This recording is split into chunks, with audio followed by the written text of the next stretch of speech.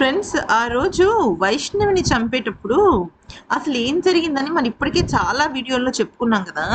అయితే ఇన్వెస్టిగేషన్లో ఈ దుర్మార్గుడు హరిబాబు బయట పెట్టిన విషయాలు వింటే ఆ మాటలు వాళ్ళ అన్నయ్య వాళ్ళు చెప్తున్నారు. నిజంగా చెప్పుతో కొట్టినా తప్పులేదేమో అనిపించింది.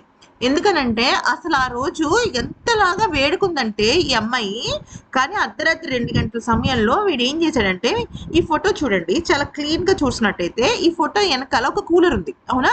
ఈ కూలర్ యాక్చువల్లీ వైష్ణవి గదిలోనే ఉంటుందన్నమాట. అయితే ఈ గది కొంచెం పక్కన వాళ్ళ అమ్మ నాన్నలు ఉంటారు, వాళ్ళ అన్నయ్య లేరు. ఏ అన్నయ్య లేడు. 13 మంది అన్నదమ్ములు ఉన్నప్పటికీ కూడా వాళ్ళందరూ కూడా వేరే ఇంట్లో ఉన్నారు. ఆ సమయంలో ఆ రోజు అక్కడ లేరు. అయితే ఈ కూలర్ని ఏం చేశాడంటే ఈ దుర్మార్గుడు, అది యాక్చువల్లీ లోపల ఉంటుంది. లోపల ఉంటే ఏమవుతుంది, ఖచ్చితంగా వీళ్ళకి వాయిస్లు వినపడతాయి. దీన్ని నేను అంటే చంపుతానని ముందే తెలుసు. చంపితే మళ్ళీ సౌండ్ వస్తుంది కదా. ఆ సౌండ్ వీళ్ళ అమ్మ నాన్నలకి వినపడకూడదు అని చెప్పేసి ఏం చేశాడంటే, ఫస్ట్ ఆ కూలర్ని తీసుకొచ్చి హాల్లో పెట్టాడు అనమాట. అంటే కరెక్ట్గా వాళ్ళ రూమ్ దగ్గర వాళ్ళకి సౌండ్ వచ్చేటట్టు పెట్టాడు. అయితే వాళ్ళ నాన్నగారు, అంటే ఈ వైష్ణవి వాళ్ళ నాన్నగారు ఏమన్నారంటే, అదేంటి ఇక్కడ పెట్టావు, ఇక్కడ పెడితే మాకు ఇదవుతుంది కదా, వేడి గాలి తగులుతుంది కదా, బయట పెడదాం అని చెప్పేసి ఆయన తీసుకెళ్ళి బయట పెట్టేశాడు. బయట పెట్టేస్తే వీడికి టెన్షన్ మొదలైంది. ఎందుకు? బయట పెడితే గాలి వస్తుంది, ఎందుకంటే బయట గాలిని తీసుకుని కూలర్ మంచిగా చల్లగా వస్తుంది కదా. కానీ శబ్దం వినపడిపోద్ది కదా. ఇప్పుడు వైష్ణవి అరిచింది అనుకోండి, శబ్దం వినపడిపోద్ది కదా. సో అందుకని వీడు తలబట్టు కూర్చున్నాడు అనమాట. ఏం చేయాలరా అనుకుంటూ ఉన్నాడు అనమాట.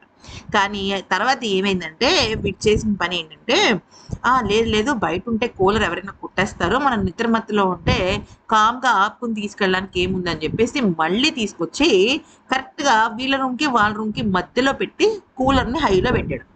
అంటే ఏంటి, శబ్దాలు వినపడకు. అయితే ఆ రోజు ఏమైందంటే, ఫస్ట్ వీడు ఏం చేశాడంటే, ఫస్ట్ ఆమెను దిండు పెట్టి ఒత్తేసాడు. ఓకే, అయిపోయిందా? ఆమె మెయిన్ ప్రాణం పోయింది. అంటే వాళ్ళ అన్నయ్య చెప్తున్న విషయం ప్రకారం అమ్మాయి మెయిన్ ప్రాణం పోయింది. కానీ దీంట్లో తీయంగానే ఆ అమ్మాయి ఒక్కసారి లేచి రియాక్షన్ ఇచ్చింది. ఏం చేస్తున్నావు అని చెప్పి రియాక్షన్ ఇస్తే వెంటనే మంచం కోడ్ ఉంటుంది కదా, దాన్ని తలకేసి కొట్టాడు. కొట్టేసరికి ఈ కనుబొమ్మల మధ్యన చాలా తీవ్రమైన గాయమైంది.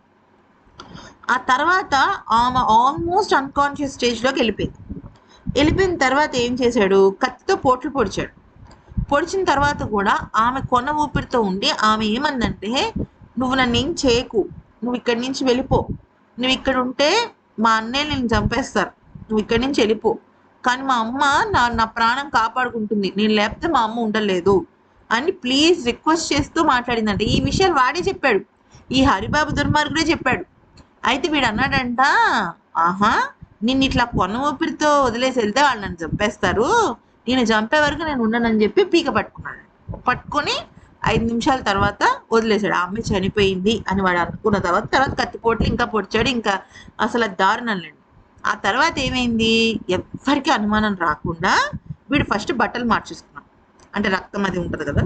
బట్టలు మార్చుకున్న తర్వాత ఏం చేశాడు, కామ్గా మొహం కడుక్కోవడానికి అంటే డోర్ వేసేసాడు, కట్టెన వేసేసాడు. ఏ అనుమానం రాకుండా కామ్గా ఫేస్ వాష్ చేసుకున్నాడు. ఏదో మరకలు గిరకలు ఉంటే అవి కడుక్కున్నాడు, మొహం దోక్కున్నాడు, అంతా అయిపోయింది.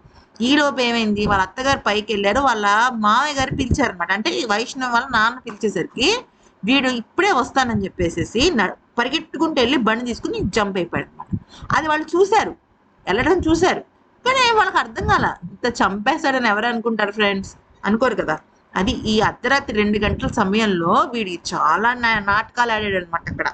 అసలు నిజం చెప్పాలంటే వీడిని ఎంత తిట్టినా తక్కువే.